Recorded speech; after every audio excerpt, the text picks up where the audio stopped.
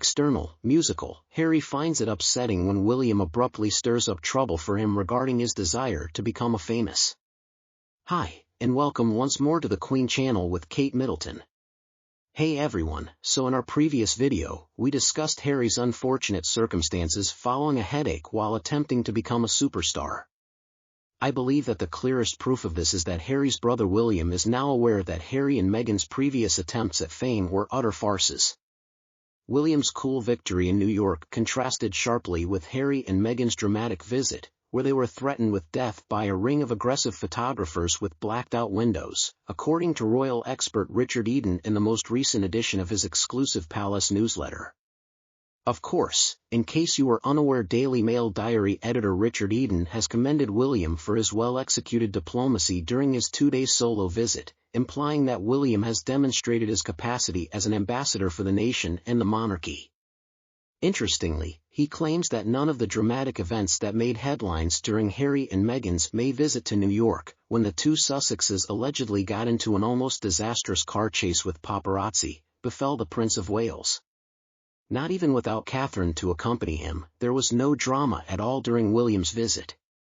A throng of well-wishers eager to meet him gathered around him because he was such a hit.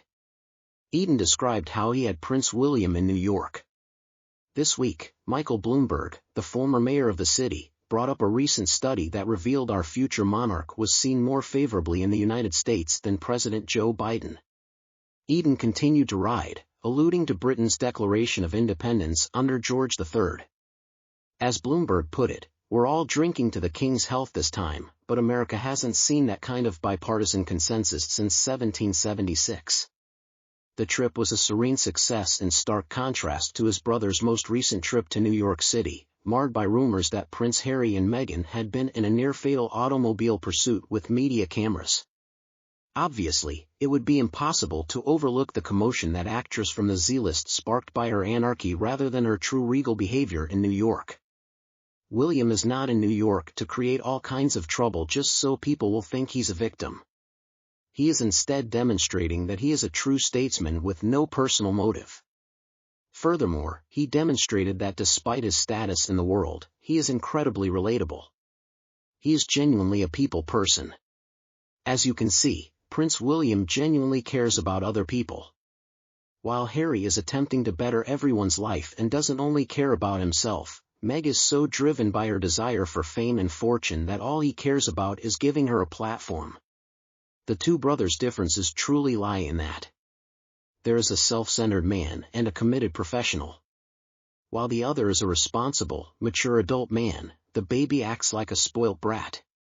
What I find probably the most interesting though, and what so many articles and comments seem to forget, is that when Meghan and Harry left the UK they claimed that it was because of issues with the press, but in Britain the press were not bothering them at all. I mean, seriously, how many pat photos of Meghan can we find from her time in the UK? As far as I can tell, there is precisely one time Meghan went to the food shop in Kensington, and the photo was taken from across the street. The fact is, when Meghan and Harry were in England they were protected, but now we get all these photos of them walking or in cars or going out shopping. As far as I can tell, if they really are being bothered by the press anywhere, it's in the U.S., and they claim that they've never been happier. And probably the saddest part of the whole Meghan and Harry saga is that if they had just behaved themselves, if they had just acted like normal sensible people, they would have attracted the same amount of respect and support that William and Catherine enjoy, and they really could have done a lot of good for a lot of people. It's their whole MO that's being questioned, and that's all a result of their behavior after that whole fiasco that happened the last time Meghan and Harry were in New York. William was such a breath of fresh air. He truly plays the part of the future king, but at the same time he's so charming, he's friendly, and he truly is gracious. He is such an asset to his country, and he is an amazing ambassador. We